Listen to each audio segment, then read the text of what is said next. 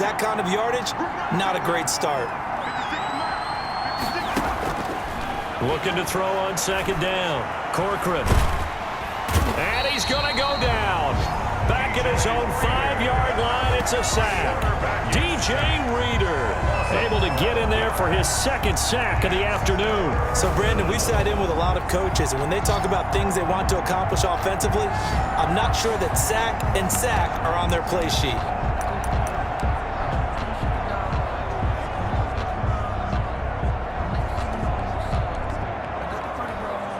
The Titans on third down. They have been superb. 5 for 6 to this point. This will be 3rd and a mile. Operating from the gun, Corcoran. And he'll get this underneath to Henry. And they'll bring him down here up at about the 22-yard line. It'll be a gain of 17, but even with that, they'll be well short here for 4th down. And with that last play, he's now up over that 300-yard mark. And in today's NFL, it almost feels routine. And I hate that when you talk about a 300-yard passing game. To me, 300 yards still signifies excellence, and he's achieved that in this performance. Ross on the return. And that'll be a return of 12 following a very nice punt. And the Bengals will take over here 1st and 10. Cincinnati now ready to take the field. Right now clinging to a 1-score lead, Charles, and I think operating within that 4-minute offense with a little less than 4 minutes to go applies here, right? It certainly does, and that means the playbook is still wide open. But you are a little bit more careful about what you're calling. You want plays that are going to gain yardage, how would you say it, consistently, right? You don't need the big shots downfield, but make sure the clock continues to run. Pile up the first downs. And the goal, end the game with your quarterback kneeling down at the end, and you still have the lead. They may want to go back to that one. First play of the drive, good for 15 and a 1st down. Quite the turnaround from a week ago where he threw 4 interceptions.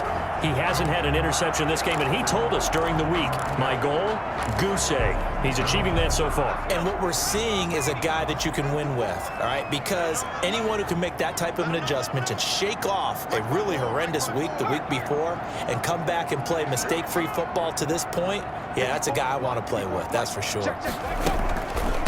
Mixon with a 1st down carry. And he'll slice his way down to the 30 with a pickup of 7. Oh, that's one to warm the hearts of all those old-school football players, isn't it? Tough, hard, gritty run, got behind his pads, bowled over a few people. Look at that one, right up the gut. Saw it through 3 quarters, no reason to lighten up now.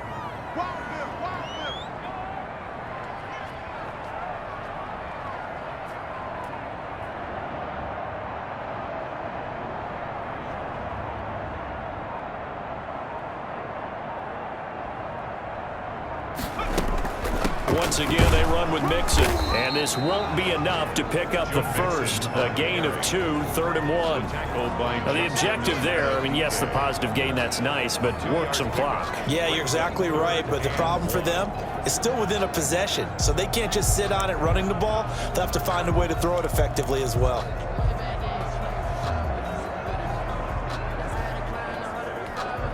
Here we go, 3rd and 1. Gut check time on both sides.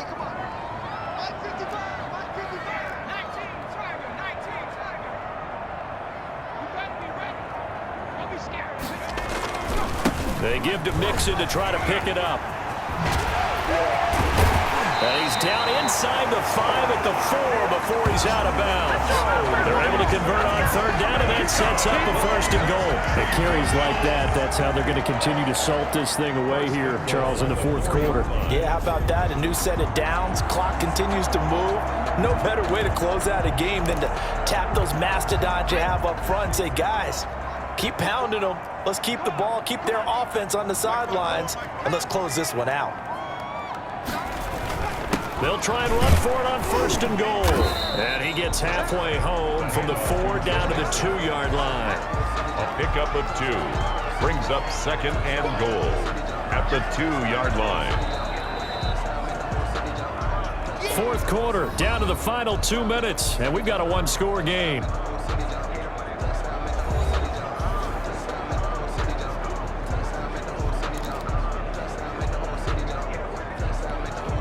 So the Bengals in possession of the football here as we get you reset. They've got it 2nd and goal now as they look for that final dagger. Mixon trying to punch it in, and he'll take this into the end zone for a Bengal TD. Joe Mixon with his 2nd touchdown of the game, number 7 on the year. And the Bengals are able to grow their lead.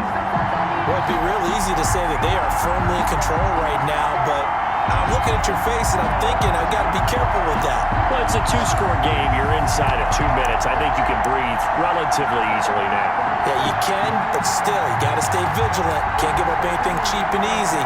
That could put you in some jeopardy. So now the Bengals offense will stay out there as they'll decide to go for 2. Now a toss coming right side. It's Woods, and he is going to lose yardage here. That keeps the score. Well, partner, since this new 2-point rule came into play, offense has spent a lot more time working on it. That means the defenses are doing the exact same thing. Set to kick off. Long now will kick it away following the touchdown. This will be fielded inside the 5. And they'll get him down inside the 30 at the 27. Over 1st and 10 at their own 27-yard line. So now the Titans down by 13. 1:54 on the clock. How will this thing pan out? We'll watch as they come up on 1st down. From the gun, Corcoran. That's complete to his receiver, Pettis. And he takes us up to the 40-yard line before being corralled. That's a gain of 13 as they try to whittle away at this 13-point deficit. Goes underneath for Henry. 6 yards on the pickup, and it'll make it 2nd down. And he'll be taken down by the Bengal pressure. The Titans going to use the first of their timeouts as they'll talk it over here before what will be an important 3rd down.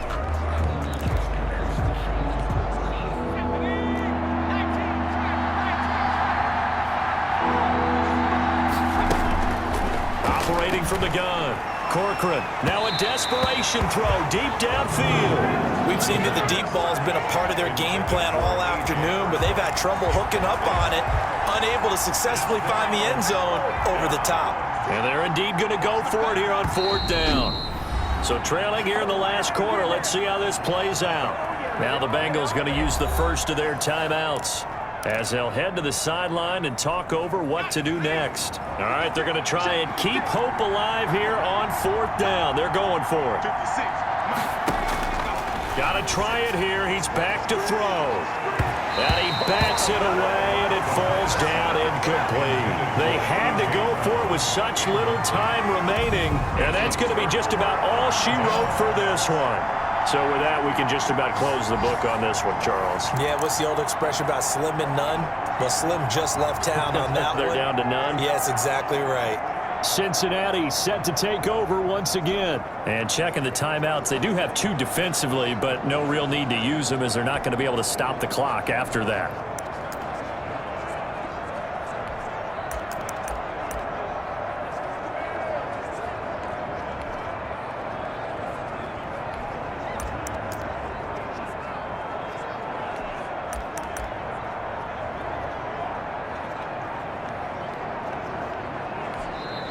The Bengals going to use the 2nd of their timeouts. That'll leave them with just 1 remaining in this 4th quarter of play.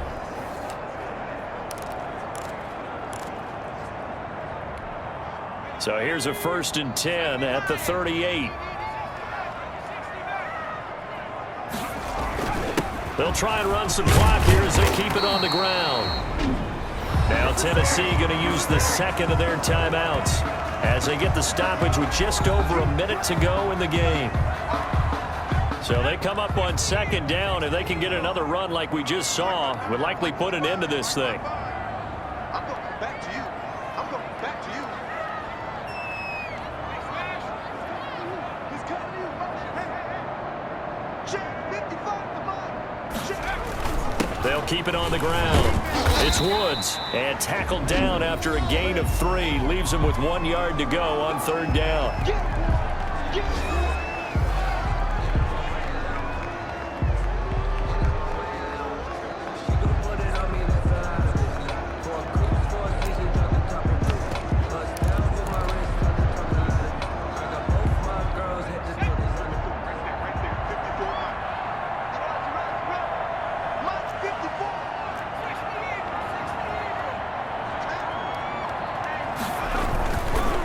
Now the former fourth-round pick, it's Kalen Ballage.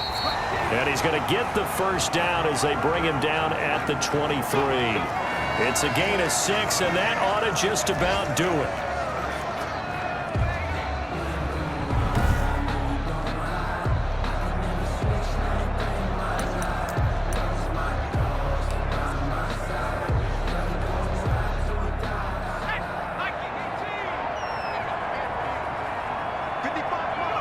The Bengals go down to a knee in the victory formation.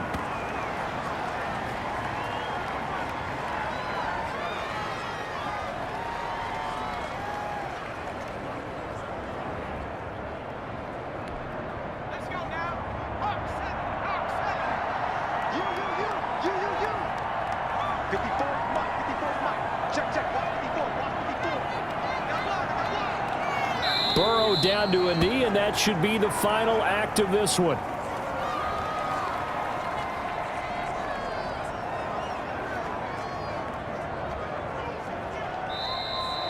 Today's final. So this one in the win column now for the Cincinnati Bengals. And they were spurred on by a strong performance in that fourth quarter as they held their opponents off the scoreboard. Everyone wants to pitch a shutout for the entire game, but when you throw one in the fourth quarter, that tells everyone that you're getting stronger and dominance is starting to take over, right? The way that you close, the way that you finish, that gets preached to you from the time you're playing Little League football all the way up through.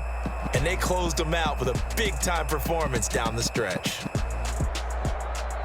So for Cincinnati, their strong start to the year continues as they're up to 5-1. And they'll get another home date next week as the Patriots will come to town. Meanwhile, for Tennessee, they can't quite seem to turn things around as they fall into 2-4 now on the year. And they'll have a chance at redemption next week at home against the Indianapolis Colts. And for Charles Davis and our entire crew here at EA Sports, I'm Brandon Gaudin saying so long, everybody.